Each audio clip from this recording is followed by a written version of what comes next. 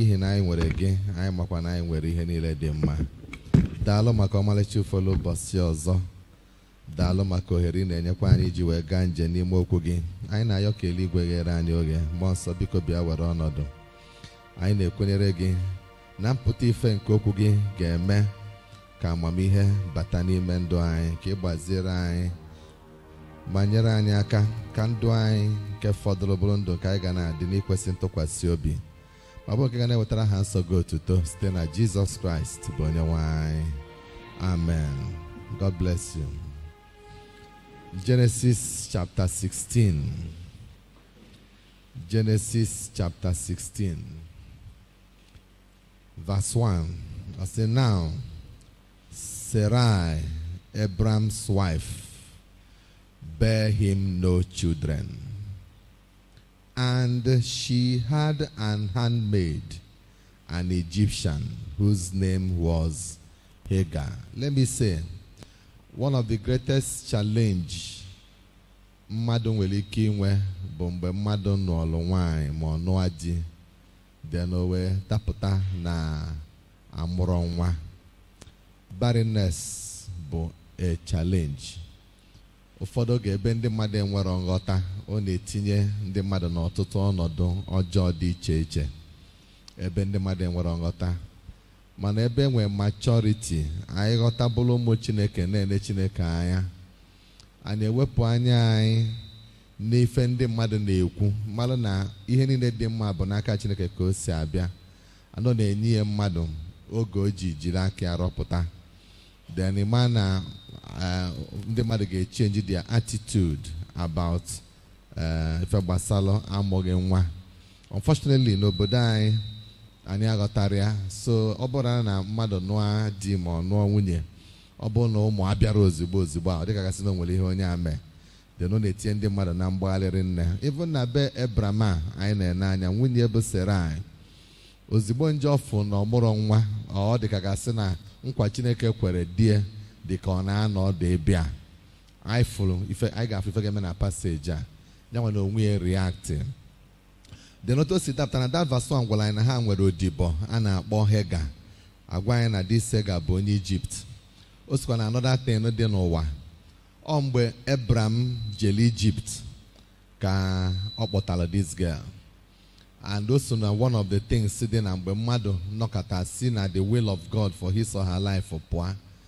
Ịlụta ihe kpadogara Abram n'Egypt, ịma na ọ bụrụ Chineke sịrị ya jebe Egypt, akwa anyị ma. Kama na ọ na-aga ebe Chineke kwe aga, then wee meetie famine, meetie ogani. Ozugbo zutere ogani, fụ na ọnọdụ siri ike, ọ bụrụ mmadụ gwara ya, o ji nwayọọ shiftuo, gbadaba ebe o filu n'ife ka mma jebe n'Egypt. Oluzie n'Egypt, part of the problem bụ na o tiri aka n'Egypt kpọrọ nwatakịrị a na-akpọ Hagar wee si n'Egypt. Maybe ọ bụ na parents Hagar nwere ka o si dịrị ha, chọọ ka o nyere ya aka. So tizie aka kpọrọ nwatakịrị a wee na nkịta nwa akpọrọ mgbe ọ dị 12 years, nwa akpọrọ mgbe ọ dị 13 years ma 14 years.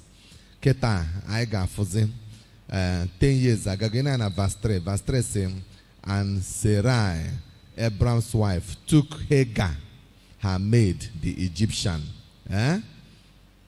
After Abram had dwelt how many years? How many years ever?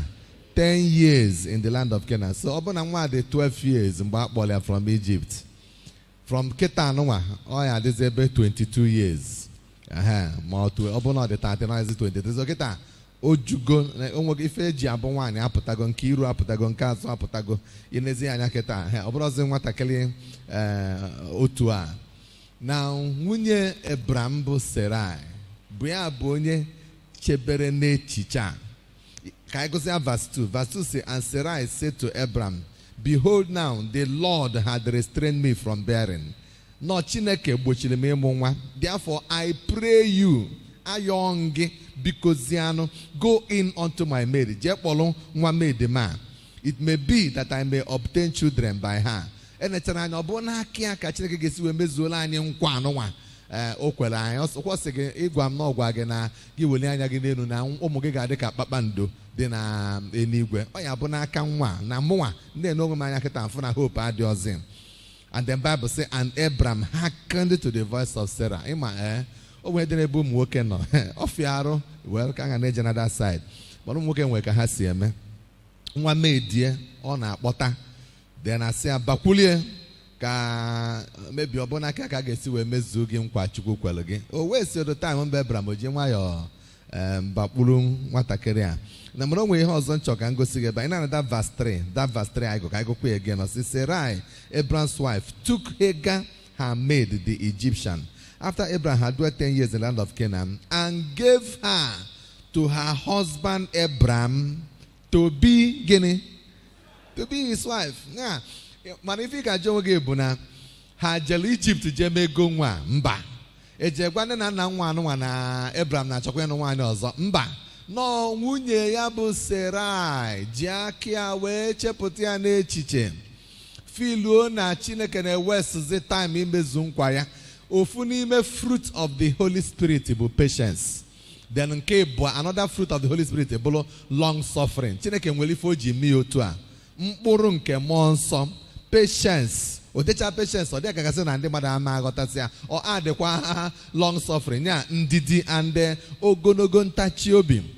Chineke bụ onye ndidi. Chineke na-enwe ndidi like that is Chukwu bụ nwayọọ ine ya ka o si wee kee ụwa. Let there be light and there was light. As there was morning there was evening the first day. Let the water separate from the land. Let nka and then there was nka for second. Yeah, o mee ya 24 hours aga okwukwa nka 24 hours aga ọ kalịrị Chineke epụta ya let there be light ngwa ka azụ pụta n'osi oke osimiri ngwa ewu na atụrụ pụta na ngwa o mee ihe niile under one day ọ kalịrị ya ime mana Chineke ji ka o si kee ụwa wee na-egosi anyị ụdị mmadụ ọ bụ. God is a very patient being.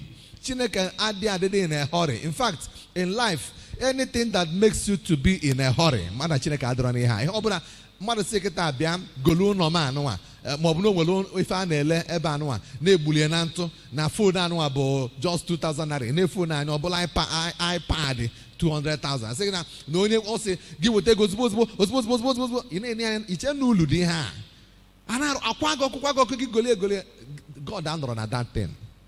So onye cool go down. Si je weta receipt eji gie. Si je kpọta ọ na-asị gị na onye ọzọ na-achọkwa ịkwụ ụgwọ si anya je kwụọ ụgwọ. Don't be anything that makes you to be in a hurry.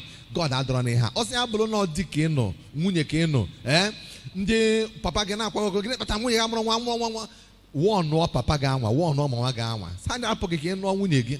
Don't be in a hurry in life. It is a principle ga-abụ ọ bụrụ na ịmụta oge nyere gị aka n'ihe ọbụla ị na-eme ifinish go WAEC ị nwetara JAMB university a na-achakọ ngwa nke ọbụla zi efu nọ gị mebe nke ọbụla no welu that time welu ya wee febe Chineke jee join akwa ya join na youth join na ihe niile face tụkwo Chineke that period anwa ị nwetara JAMB ga welu worship be God welie febe Chineke welie jee mmụọ ka esi akpọ jita welie mmụọ ka esi akpọ piano ya balugulu n'ime church gosi Chineke na inwe heart for that God ifo na Chineke ga-eji aka abịa mgbe ị tụrụ anya and emechaa ị ga-eme ndị na nwebughị ụzọ wee maba university ha gụchasị ya pụta ha na-achọ ọlụ gị nwa na onwe gị ga-eme ha nche overtake ma ọ bụrụ na n'ịghọta principle Chineke.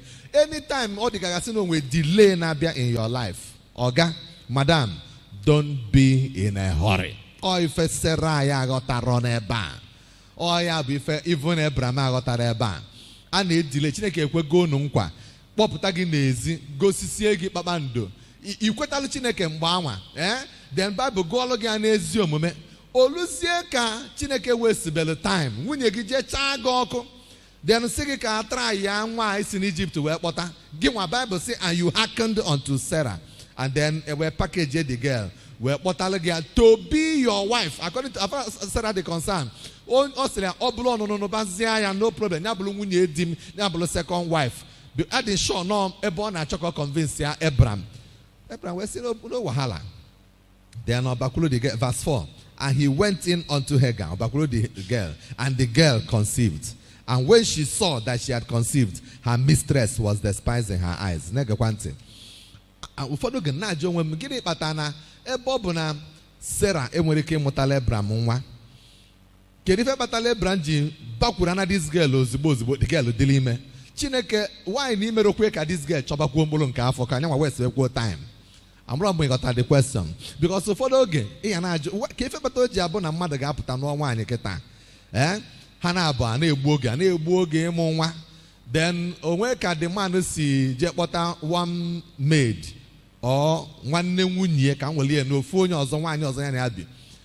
Ọnọkata one day ọbụna nwunye nwego si travel ife na-akpụ nwoke kpaa ya o wee je dine that girl ofu ndine just once pim the girl adị ime ozugbo. Why ụdị ha ji emekarị ịmọrọ ụfọdụ oge ọ ekwensu na-emie ka Chineke na-emie gere onye ọ dị ka ya na-emie. Na get ụfọdụ oge ya na-ajụ ụdị question a ozigbo Abraham tọchara na the girl pịam the girl dịrị ime ozigbo mana ya na Sarah bi n'ụlọ since and ekwefa nkwa mana ha amụta nwere pim. Then this girl adịzie eme according to verse 1 Bible say obodo nedaba madam ya anya ife ọ ga-abụ ozigbo ọfụ n'ọdịghị ime n'obi ise period ya o jekwuru Abraham sị ya amụrụ ife ọ na-akpụ ya mama na-akpọ otu a sịrị ya na iburu nwunye mama na-akpụ ya darling ka ọ na-akpụ ya daddy ka ọ na-akpụ ya nna anyị ka ọ na-akpụ ya papa m ga-aghọtara so ife ọ bụla ọ na-akpụ ya o jekwuru sị ya papa ma ọ darling ma ọ bụ amụrụ m emisikwa period ọsị ya no problem ime ise period na nsogbu adịrọ nọ ime ka ede ha ozugbo ọnụ nọ dị ime madam ya bụ Sarah zizi ozi bịa hega jeje kute m mmiri ebe a kute mmiri gịnị idinu gịnị maka ife imesi adị enwegwe ebe m na-eje biko ime anụnwa ndị nwe ka o si eme m na-arụ ya eziokwu na nwaanyị dị ime onwe ha na-akpọ izu igbu nwaanyị mana ndị shọ na ọ bụrụ jọs izu a nwere egbuzi hega o bido mebelu ma madam ya guy after all idinu gị ime ịmaka ịdị ime ịmaka nwa si eme mmadụ n'afọ so one daba madam ya anya welu madam onwezighị o ji wee kpọlụ and then the woman now reacted kama madam ya ga-efesi the girl na-enekwa anya onwe ha na-akpọ transferred aggression kama ọ ga-efesi onye na-ene dị anya onye ka o ji efesi ofesi edie na-ene anya na verse 5 because ụmụ nwoke atabugo onwe fa n'afọ so many men na-ata afọ na marriage fa na verse 5 ọ sị and Sarah now said unto Abraham my wrong o kwetakwa n'ọnya me wrong go kama ọ ga-asị my wrong be upon my head ife anụnwa mistake a menya dị m n'isi ọ sị mba my wrong be upon onye upon gị nwa upon Abraham n'ọlụ onwe ya ke ka your wrong gị ga-esi je dị n'isi Abraham ọrụ gị create the problem or why not say my wrong be upon my head no my wrong be upon you.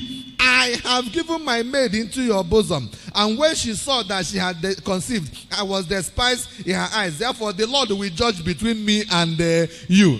Trouble. The Lord will judge. Come on, guys. The Lord will judge between me and myself. Not get created the problem. Why must the Lord judge between you and the digging oil? And when they have again, one package the woman, the package tell you. Because I'm not going how the man I call you off my for them wine. Before they created indeed they have problem. Giwa gauge yaka gauge butter. House help. We couple one go, we can book us in go. We can't drug it, I watch all the baggage. So they get Yalegaka, nega quantity. The girl Abiazia, now I get tell you to give me war. Now get Chicali a towel and a bathroom. Now I get Butelian New Gaily. Now I got Savian, and no more wine. Oh, we can okay, Butenia, when we couple no melodia, you also turn on Debenia, and walk in you, Anya, and Kedinenu. That thing will honor the thing and up and he made the man, mana, give one boom near the careless, got a hanako. Or the Bassian Niama, or Torno Copua, the guy Naga, dig a sort and then the sinners, clear.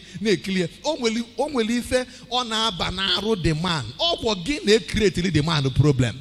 Ofu bossy, he get a meeting August meeting, a man or no. If a gay men are zoge, so, Imama ebe problem gisi webido. So, Obarulu, why need the careless, be a bonya de protected dear. Why my phone name will be protecting the husband from Omo, if a not more Hagar generation. Hagar generation, but any intruder that is trying to enter between a man and a woman is a part of what I call the Hagar generation. Onye obra na acho ka obata n'etiti di na nwunye bụ Hagar ka ọ bụ. Whether mo nwaanyị jeje invite ya ma ọ bụ onye anwa ji aka invite onwe ọ bụ onye ọbụla open up ife ọbụla ga-abata between a man and a woman di na nwunye ọkwa Hagar dị ha anwa a ga-watch ya before mebie ihe.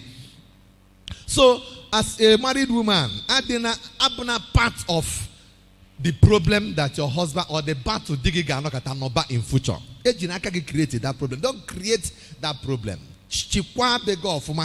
So when you created all the problem. Now you are turning to your husband. Now judge between Guinea and Ab. Now when that happened, look at Abraham. Abraham will say Sarah, behold, now this girl will your maid the cob. Thy maid is in your hand. Do to her as it please. Even if you told this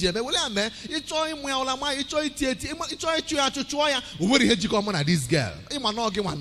Create a problem. So whatever you like, do to her. Bible will say when Sarah now dealt hardly with the girl. Get the girl, man. So she fled from her face. Egypt, most of Egypt. Then all apostle. Thank God for Chineke. Chineke bu Egypt and no be better. Even in our mistakes, God will always be there looking out for us. Even when we are wrong, even when we don't even understand. Chineke mara kosi obi ebere Chineke erika. So when this girl also opening madam the wicked, madam Melianka, they had on her. Then verse 7, Bible said the angel of the Lord found her. Chineke sent there an angel. Angel verse 8 or say Hagar, look at what the angel called her. Lota na Sarah ewuluge nye Abraham ka obulu nwunye Abraham. So onwere ike n'ime obi Hagar na akpọ after all abụ nwunye Abraham. Ọ kesi n'oge kesi no na ọ Abraham wife kwa mbụ. Mgbe angel bịa Chineke bịa sị ya ka ngwa gị nke bụ eziokwu ka ngwa gị febe afa gị. Hagar gịnị ka ọ kpọrọ ya? Sarah's maid ka ị mara na your situation akechi ọnọdụ gị change yokwana. Ife ka bụbụ odibo Sarah. Ọsọkwa gị je meghe ike gị ka nwa ụmụ 20 ị ka bụ odibo Sarah. Nwaanyị ọbụla dị suppose ịnụ ihe a. No matter what you also get in office every day, below we get to Bolia, Obo secretary cable, Icabolator secretary, Brona Wunye the man we wunye. Also below we get name so we get up. Don't you want whatever. You open yourself up to anybody. No matter what, dash in the mother anyhow. Look, Sarah, odibo maid, ebe kisi. Where comes down and without God, and the beke naga. And then Owesia anama boso niru nemuku na bala wicked na uponish him. Can you read that angel in verse 9? The angel of the Lord will say, return to your mistress. Not yaku madam again. And ilu megini submit yourself under her hands. Osiki teta by 12. Osiki subakwa by 1. Just swakwa by 1. All made the cable. Magima free mega. All made the cable. Go and submit to your mistress. Oh no, but be mado get mountain. All submission ki geji we wike we lu ebe na aga. Oburu ndi Igbo si na onye fe eze megini eze luo ya. Onye ọbụla bụ nwatakịrị bi na be mmadụ na-enye gị nni o nwere ihe dịka wicked. Ife ọbụla a na-eme gị ebe anwa die ya. Kedu isi elili nọrọ ebe anwa. Enkwa ndị dị very wicked enwe ndị afọ talụ mmiri mana na-agbanyeghị ihe ọsọ nya dịka submission. Keji anafe keji enwete mmadụ na-achọ in life. Oh ya ka the angel na-agwa these girls ya go and submit to your mistress. Wedo onwe gị naanị n'okpuru aka dị ike nke nne gị ukwu. Ife ọ gwa gị ma eme ya ka i wee nwee ike wee nweta ihe ị chọrọ n'aka ya. Onye na-agba boy ị need submit to ọga gị ị ga-submit i wee nwee ike wee luo oge a ga-esetụlụ gị. So when that angel nwere ihe ọzọ angel agwala ya dị mkpa na mmetụla aka ebe ọ sị look the angel of the Lord said to her na verse 10 I will multiply your seed exceedingly, that it shall not be numbered for multitude. Yeah, ma multiply. If you see na nwa na farm kita abu Ishmael, oge Messiah, I multiply ya ma abolia. Fa gerine na ha ga akukata abawa. And then the angel of the Lord will say, behold, now verse 11, thou art with child, thou shalt bear a son. Thou shalt call the name of that son Ishmael, because the Lord had heard your affliction. Iga munwa oga bungoke iga bafia Ishmael. Bakana Chineke anugo fukwo ife na gabiga na bennegoku. Mana this Ishmael verse 12. He will be a wild man. And then his hand will be against every man. And every man's hand will be against him. And he shall dwell in the presence of all his brethren. Ishmael. Hey, angel when I go mama. Obo Hagar. Kana go na nwa mamu gabo a wild man. And the no obuna fully aganachu. Anya wana achu onye obuna. Mwa neni ala neni ala maneni. Okay. Asini gadi egwu. You know, mana angela na agwa Hagar ha nwa. Negotiate ihe na-eme n'ụwa taa, and na-epetara picture of what we are going through in the world today. Maka ọ bụ na ịbịa n'anya, Ishmael a mesịalụ mụọ ụmụ 12. Na-egosikwa gị ọ dịkwa na Bible a. O mesịalụ mụọ 12 princes. N'ime those 12 princes ahụ, 12 sons. Ha wee si otu a wee basaba n'ọnụ ọgụgụ. Otu anụnwa this agency wee sị na ha ga-eju ebere na ha ga-adị exceedingly, I will multiply your seed exceedingly, that it shall not be numbered for multitude. Ha ga-adị too much n'ọnụ otu akafasi wee ju n'ụwa ebere na taa. Ndị Ishmael a represent ihe niile anyị na-afụ na Arab nations. Ihe niile na-afụ na all Middle East na Assyria, apart from in Israel. Maka ilu na Middle East, ifu na obodo niile gba ha round gbado ndị Arab na ndị Alakoba. So Chineke kpachara ya welu Israel ti n'etiti ha, weluzie ndị a niile gba ha round. North Africa niile, all these Asian countries, and most of them are United Arab Emirates, Masaya, Qatar, and all those obodo niile. Here na anụ bụ mkpụrụ Abraham mụrụ ha. Achọrọ m ka ịghọta go the thing well. Lota na Chineke kwere Abraham nkwa na ọ ga-agọzi ya. And then agbụrụ ya ga-abụ ndị agọzi agọzi, na ọ ga-bless ya exceedingly. Ọ ya kpata ilu na befa oil juru everywhere. Ibia na befa ngozi anya na afu, that is physical blessing. Ego onwere ha ji ego eme, billionaires, multi-billionaires, ha na-enwecha private jets. Even na odika ga sị na ife na agalo for ọfụma because na ha ketala oke na nkwa Chineke kwere Abraham. Okay? Ụmụ Ishmael. Mana obube fa na-ekpe bụ obube Alakoba. Majority bụ Alakoba ka fa na-ekpe. Obe Ishmael. Chineke ma Angela wee say look now, this man ga-abụ a wild man. Now, n'ezie anya na ndị otu fa niile anwa n'ebe ọbụla ha nọ. O nwere ndị ha na ha na-anọwu. O nwere ebe fa nọ ime afọ wahala, ime afọ crisis. O nwere ihe ha ji igbu mmadụ mee. Wild man bụ onye azụrụ azụ, onye na-eme ka anụ ọfịa, onye enwere obi mmadụ. Onye ga-abụ jide mmadụ ibie kịta, o were aka kefee ya n'azụ, welu mma tinye na akpịlị, na-egbu ya ka gasị na ọ na-egbu ọkụkọ ma ọ bụrụ na ọ na-egbu ewu. Onye ọbara na-akwụsị begide obepụ ya isi onye esi enu ta na otie ala akụba ala were isi. You know, wild man. Or see, every man's hand will be against him, and his hand will be against every man. Ebe ọbụna ọ nọ, ọ ga na-achụ onye ọbụla. Ọ bata bega ọchọ ka ọ chụpụ gị wegara ife gị. O nwere ihe o ji mmadụ ibie wee kpọrọ. Ọ ebe a ka anyị nọ wee fụ angel na-agwa. Mama mụtalụ the boy ka a na-agwa ya ha. Mana anyị na-afụ ihe anwa agwala ya ka ọ na-amanifest n'ụwa tata. Emesịa anyị ka ga-ekwu okwu on this. Mgbe I get Matthew chapter 21, I can maybe at the next message. I get link here to the next message. Mana achom come establish what the angel told the mother before ana amon. Then eventually, now verse 15. Now verse 15 I'll say, and Hagar bare Abram a son, and then Abram called his son's name, which Hagar bare, a boy again, Ishmael. Verse 16 we're saying Abram the 86 years old. Mgbe Hagar mụrụ Ishmael wee nye Abram 86 years old ka ọ dị. Na-egekwa from that day amụpụtala Ishmael a ozugbo amụrụ na Ishmael, even Chineke nọ n'eluigwe kụjakwuo maka ọ na-ele nwa anya wee mara na efe adọrọ ma n'ụwa. The whole thing about ụwa ga-agbanwe by the reason of this boy. Everything about humanity will change. So from 86, Abraham the 86 years in Bamulia. Now in Isaiah chapter 17, verse 1. Or say when Abraham was 99 years old, then the Lord now appeared to Abraham. From the time Abraham the 86 years, Ishmael, God disappeared from Abraham. Abraham. until Abraham will lose 99 years. Minus go to 99 minus 86. How many years here? 13 solid years. God had Abraham. Abraham yana Chineke is so close.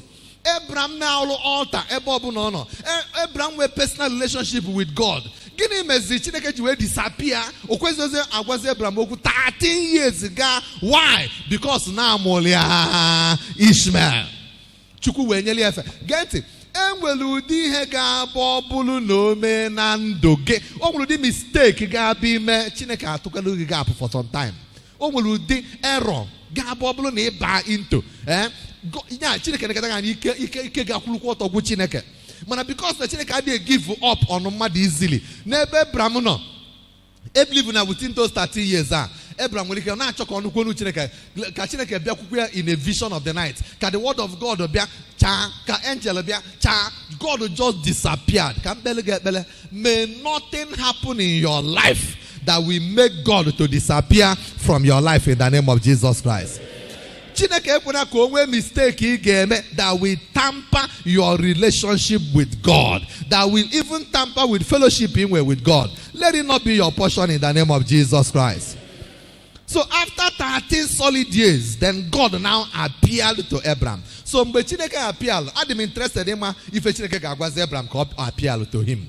Isaiah chapter 17 verse 1 was saying, I am the Almighty God. The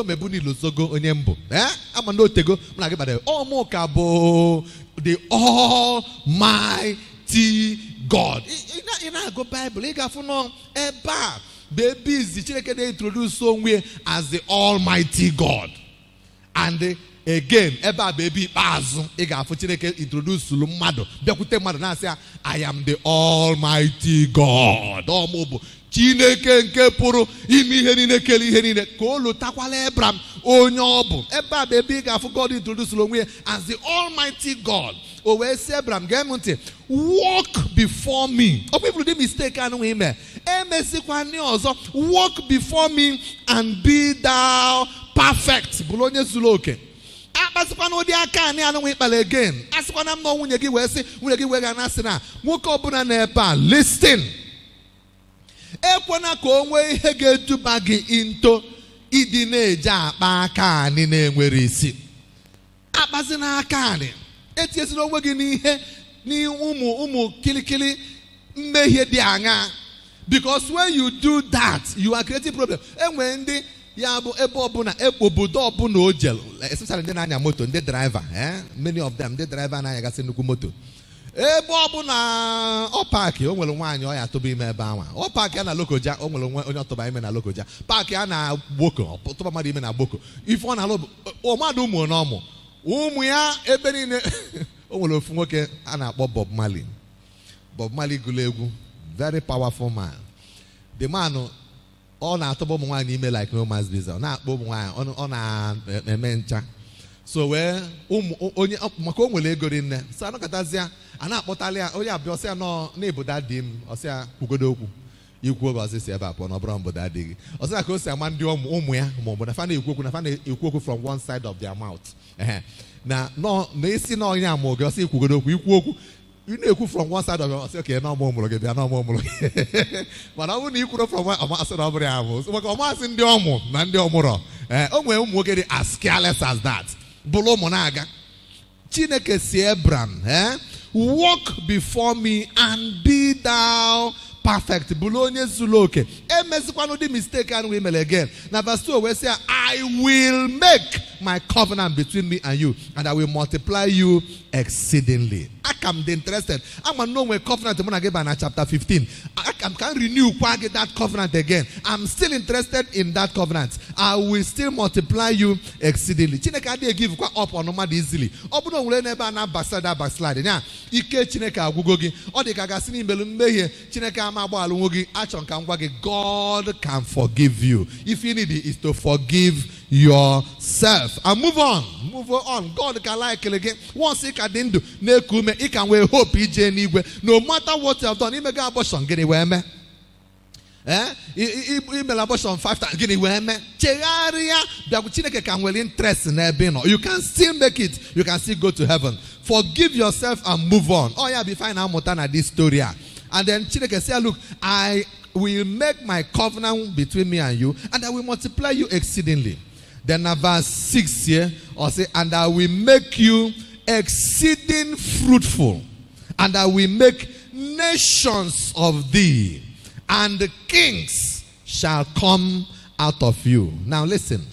Chineke na Abraham, I said, look, if nations get and kings will emanate from you. If Chineke na-ekwu ha, agwa ngi yesterday anyị na-achọ ka anyị chịkọta sị look, Abraham ị na-anya bido na Ishmael wee luo n'ụmụ ndị ọzọ ụmụ ya na chapter 25 ebe ọ nọ ketura ha wee mụbakwa ụmụ nwoke ihe niile agbado ụmụ Abraham. Mgbe Chineke na-asị ya nations will come out of you, all these Arab nations ị na-anya, all of them see from Abraham wee pụta.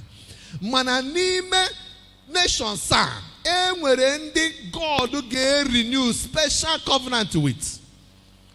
O nwere onye nkwa Chineke ga-adị n'isi ya ka anyị na-agbada. Now, open the inanya na verse 10. Now, verse 10, that chapter 17, say, this is my covenant, which you shall keep between me and you and your seed after you. Every man child among you shall be circumcised. Evidence of that covenant,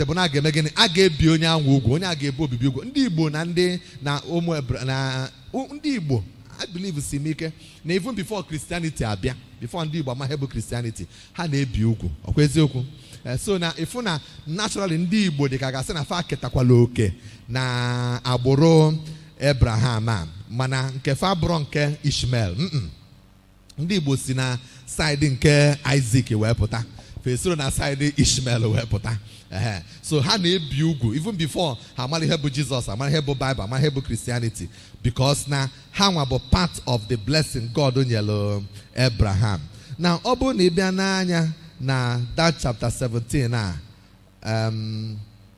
na verse 15. Na verse 15. After amuchagolu Sarah, after amuchagolu Ishmael, stenaka Hagar, then God, well, there's an verse 15 where it says, and God now said unto Abraham, as for Sarai thy wife, thou shalt not call her name Sarai, but Sarah shall her name be. From today, Sarai, Sarah. I will bless her, and I will give you a son also of her. Yes, I will bless her, and she shall be a mother of nations. Lotane webugo nations ga pota na abore Abraham. Mana n'ime Sarah kwa aga enwekwa ga bụ mother of nations, kings of people shall be of her. Ozigbo Chineke kwuru ihe anụnwa na Sarah ga-amụ nwa na ga-esikwa n'ime enwe nations. The next verse, Bible says Abraham fell upon his face and they did what? And laughed. Abraham dapụ nwa. Lotakwa na Abraham mgbe Chineke sịrị ya na mmemme ụmụ gị ka ha dị ka kpakpando niile nke n'igwe. Bible says Abraham believe ya agụọla ya na ezi omume. N'ebe a wee sị ya n'ọkwa n'aka Sarah ka a ga-esi wee wepụta nations, and then na kings ga-esi na arịa wee pụta. Ozugbo Chineke kwulie, Abraham gbudi rie narị wee dapụ wee chịa. Gịnị ka ọ na-achị negoro Chineke ya emenwu ihe anyị na-ekwu? He doubted God. He couldn't believe na God ga-emenwu ya. He was laughing and he was saying in his heart, or say, shall a child be born unto him that is 100 years old, and shall Sarah that is 90 years old bear? Abraham, we say, Chineke we have more than 100, we have 90. I guess we have more money, I possible. Abraham, verse 18, we say, Abraham, forget about Sarah, now about Ishmael, oh, that Ishmael may live. And Abraham said unto God, verse 18, oh, that Ishmael might live before thee. In other words, if Abraham nekweba, Chineke biko rapu chapter Sarah. Now, imam we how not possible. And me Ishmael. Kweka Ishmael dindo. Imani ha we chori ime mkwa we kwesi n'ime Ishmael we mezoro mia. Me ya n'ime Ishmael. I thank God na Chineke azara ekpere anwa. I thank God na God did not answer that prayer. And then verse 19, God will say, no. Sarah, your wife, shall bear you a son indeed, and thou shalt shall call his name Isaac, and then I will establish my covenant with him for an everlasting covenant, and with his seed after him. If we onye ga establish ọgbandọ mbụ na onye Sarah ga-amụ, ọ bụrụ Hagar, ọ bụrụ onye Hagar mụ, ọ bụrụ Ishmael, ọ Isaac bụ afịa, and ọ Isaac ka ị ga-akpọrọ m ya. Onye nwa bụ onye ga-ebu ọgbụgba ndụ m. Ebe a bịa bụ ebe ndị Igbo si wee pụta. Ebe a bịa bụ ebe ọgbụgba ndụ nke anyị nwa na-enjoy. Ọ n'ime Isaac ka Jizọs si, na ya ka David si, na ya ka anyị nwa si wee nwee ife anyị ji wee bụrụ ndị nke Kraịst, anyị bụrụ ụmụ Abraham by faith. Anyị esoro n'Ishmael. Ndị nke ọzọ si na Ishmael dị ilu onwe ha. Ha bụ wild people. Ha bụ people na-abụ onye fafụfa akụgbue. Ha na mmadụ adịghị anọnwụ. O nwere ebe ọbụla nọ ha na-achọ to dominate, ka ha nọrọ in charge, ka ha kụgbuo onye ọbụla. Anyị esoro na the same agbụrụ wee pụta. So n'ebe a nụnwa say, look, I will produce Isaac for you. Then verse 20, we say, I'm going to ask for Ishmael anyị na-ene anya. As for this Ishmael, anụgo m ekpele ikpe. I have had you. Behold, I have also blessed him. I will make him fruitful. I will multiply him exceedingly. 12 princes shall he beget. Ogamo dim by 12. And I will make him a great nation. Great nation. Haga boba, haga juepenine, mana, obobandumbo nebe Isaac megini kogade. Never kagesi we produce. Look at the next verse 21. But my covenant will I establish with Isaac, which Sarah shall bear unto you at this same time in the next year. And then he left off talking with him, and God went off from Abraham. Now look at the point in Chok and Webtalgeba. In fact, by the next message, I gaga na chapter 21, so that can extend the message of whether Tiakosi metota the Igbo race, ndi Igbo, metamon again ab. Metaku Nigeria. Ki we for why if Obuna na Nigeria we never walk. Ubuda bo Nigeria. Je there na kwona say that it will never walk. Walk onata. Before India and Pakistan were one nation, Ufobodo. Hancha be one country. India and Pakistan used to be one country. Manandi India be Hindus, the Pakistan be Muslims. Okay? Ha mekata okwe du feme. Because na Chineke dele then anwa aga amu ga be white man. Wore nya na aga no. Ono obuna fule o ga na achoko o dominate. Ndi India gbako ofuma wepu haji nwa okewa obodofa. Pakistan megini no lo onwe hiche. India no lo onwe hiche. Tata India is one of the most technologically advanced countries anywhere in the world. Ha na eluga ebe fa no time obuna hancha ha na ndi Pakistan aka be one country. They wouldn't have gotten to where they are today. When we separate, Fabido advance, Fabido fight for the future. India, Abatrokwana, covenant tell Abraham, Habokumo Abraham, Habu Hindus, Esrokwania, then Nigeria, a Bokoline and Dimu Ishmael, Pakiani no Funo. Now, Twania no ga walk. By chapter 21, I will show you. Now, God will see normal walk. Chineke normal walk. Even Paul, Paul name commentary, na Giriha.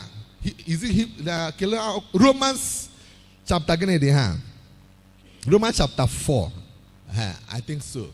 You know, God, if we both take the time, go Hebrew chapter 4. You know, let me be sure. Sorry, let me check. Can this show Ebe Paul made that powerful exposition called Galatians? Sorry, Galatians chapter 4. In a look, can you get as a homework? In a look, go Galatians chapter 4, verses 1 to end. Go Galatians from verse 21 to 31. In a look, go so that by next message, we can work out where I am going. Chineke delosena oma walk Ishmael na Isaac in the phone. Oma walk. Ageke walele hang.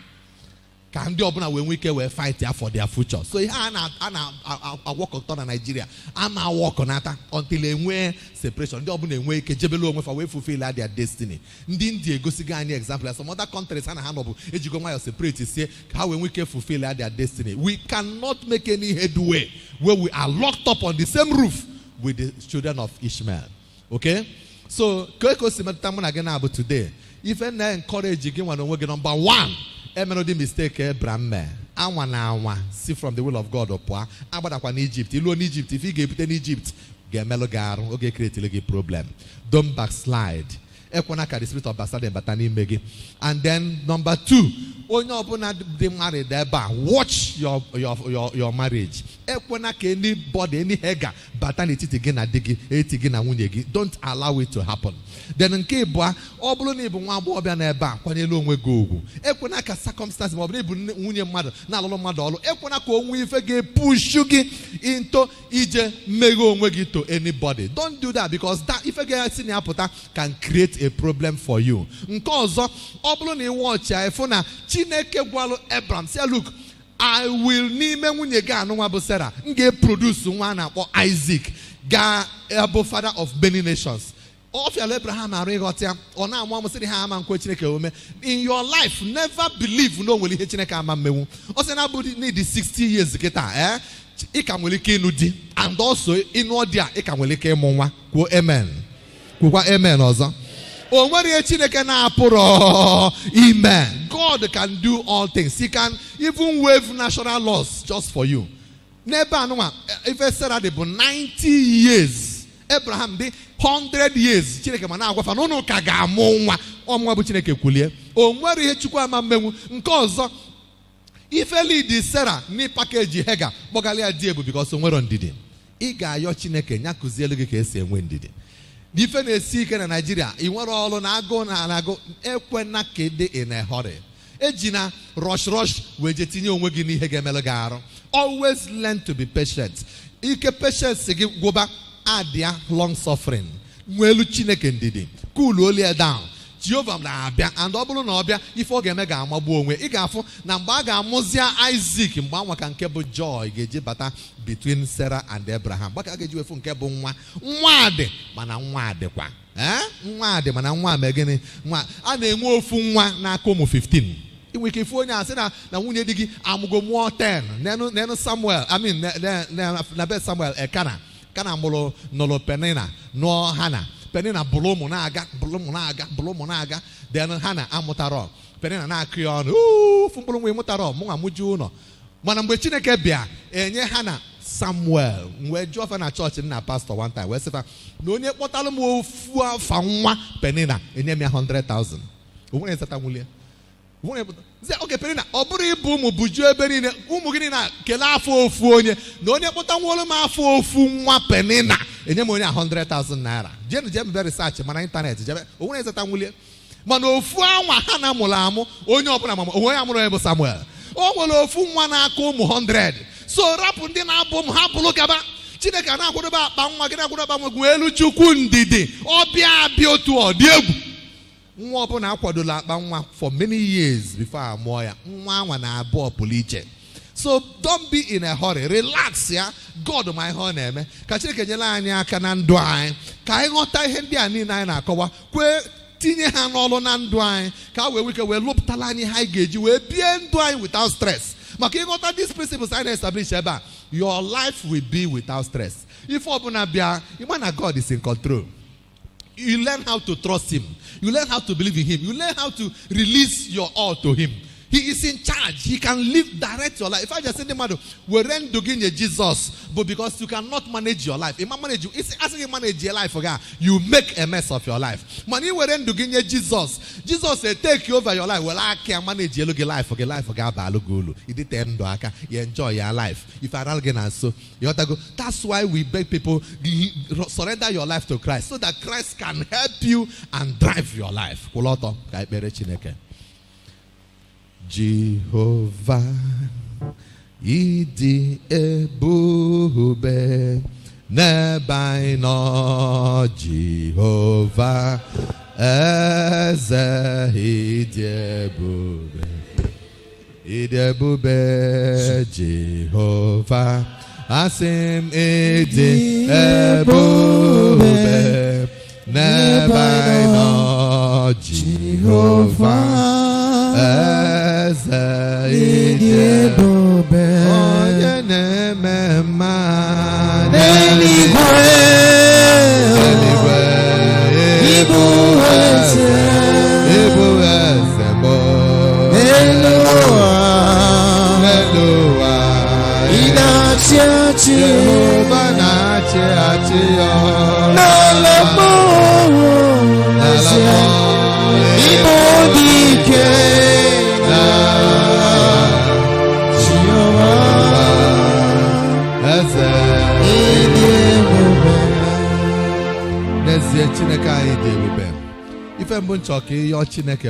God, I cannot drive this my life by myself. Ndoma mambimuli onwe mo meka mbie ya oga aga sanare nyamere ana ma yo Jesus biko be the Lord and Savior of my life. Ana me were kwo nwe fegi na aka ozo. Wele aka gi drive all of my life. Wele aka gi biere m ndoma. Wele aka gi haziere mgbazere ma ama na mara ihe dị mma karịa ka mara na onwe m. Ika mara ife chọrọ karịa ife m nwa chena nchọrọ. Nyere m aka in my life. Jesus, come and drive my life for me. Begin to get better. Say, Holy Spirit, drive my life for me. Jesus, drive my life for me. I surrender my life to you. I surrender my all to you. I surrender everything, my emotions, everything. I surrender my body, physical body, my emotional body, everything. I hand it over to you, oh Lord. Drive my life for me. Live my life for me. I trust that you can do a better job out of my life than I can do for myself. Better don't wege. Dikine beya yokwo Chineke sị na kụziere gị nwe ndidi. Kụziere m nwe ndidi onye nwanyị. Ka kunye mmụọ patience n'ime m. Kunye mmụọ long suffering n'ime m. All the fruit of the Spirit, let them begin to be made manifest in my life. Teach me, O Lord, to be patient. Teach me to adopt the spirit of long suffering. N'agbanyeghị ihe na-eme ka m were gị ndidi Chineke. Kụziere m inwe ndidi. Ka m were nwayọọ na-eso gị mara na ị na-adị na hurry. Onye nwanyị nyere m aka in my life. Whatever the enemy is pushing me, anytime the enemy is pushing me to be in a hurry, help me to remember that I need to be patient. Ihe ọbụla na-akwa m ka m mee ya kwam ọsịsọ. Onye nwanyị kụziere m ịgba break. Kụziere m inwe ndidi. Kụziere m iji nwayọọ chere gị. Kụziere m ịmara na ị na-eme ihe gị n'usoro. Onye nwanyị nye m mmụọ ndidi anwa, nye m mmụọ ogologo ntachi obi. Ka ị na-ekpekwa ekpere a, yọkwa Chineke si ya na dịka ọ dị na ndụ Abraham Chineke kwuru okwu ọmụba amụ filo na Chineke ama mmenwe ha na ị chọrọ ka ị nwee ụdị spirit a. Kụziere m ikweta na ị ga-eme ihe niile, na ị pụrụ ime ihe niile. Onye nwanyị kụziere m ka m mara na there is nothing you cannot do. Aro n'ọsọ nya bụrụ ya ka ndị. You can still make something wonderful out of my life. You can still make, a success out of my life. No matter the length of time I've wasted living my life in error and the mistakes, amara na gị bụ Chineke bata na ị ga-make a success out of my life. Kụziere m ka nghọta ya. O nweghị ihe na-apụghị ime. Nyere m aka turn all my mistake into a blessing. Turn my mess into a message. Turn all my error into something that will beautify my life. Abraham made a mistake ya. Eziokwu na me mistake ya. Mana Chineke tụgharịrị ya mee ya ka ọ bụrụ ngọzi wee nye ya. Your Chineke, any mistake in the past, Lord, may I not continue to face the consequences of those mistakes. Nyeremaka, turn those mistakes into instruments of blessing that can push me to my next level, that can take me to my destiny. Chineke kwe ka nke a bụrụ oke m. Kpee amin o ya.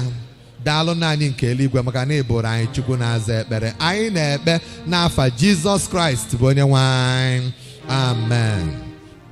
Daalụ Chineke maka ụtụtụ tata na ihe kụziri anyị site n'okwu gị.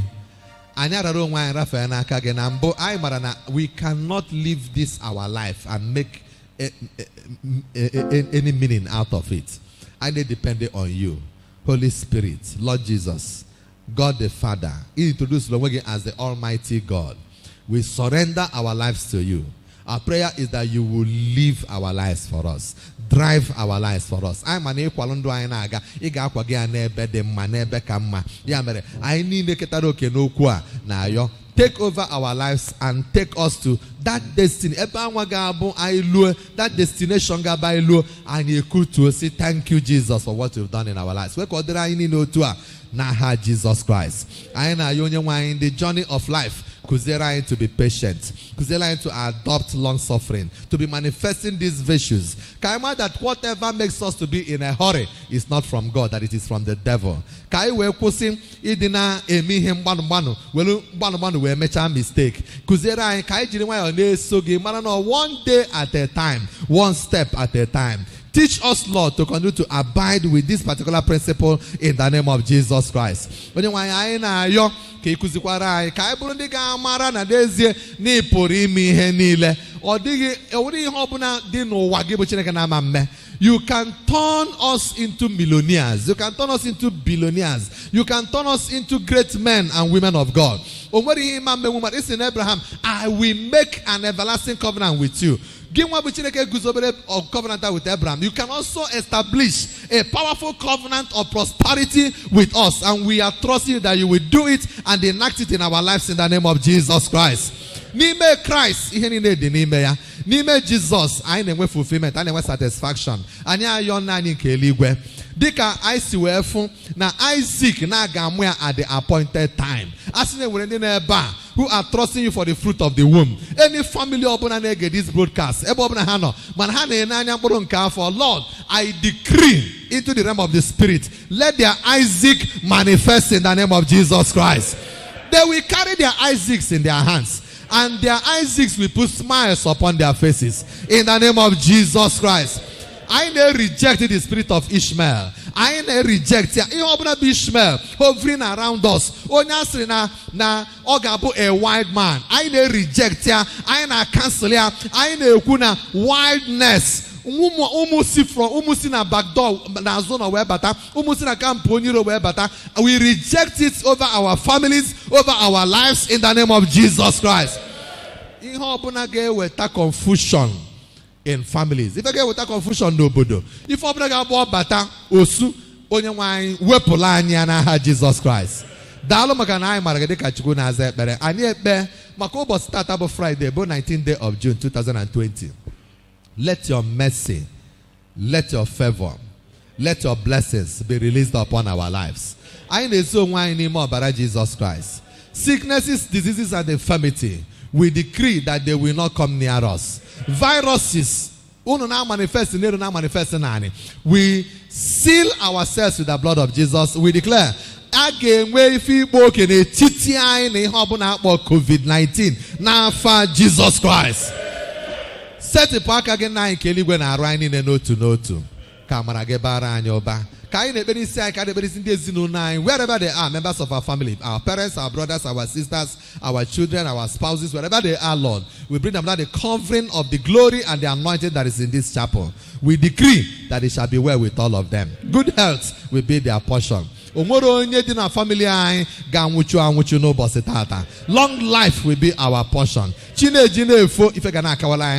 have a weekend, and we declare this weekend shall be a glorious weekend for us. It shall be a powerful weekend for us. It shall be a weekend of uncommon blessings and uncommon miracles.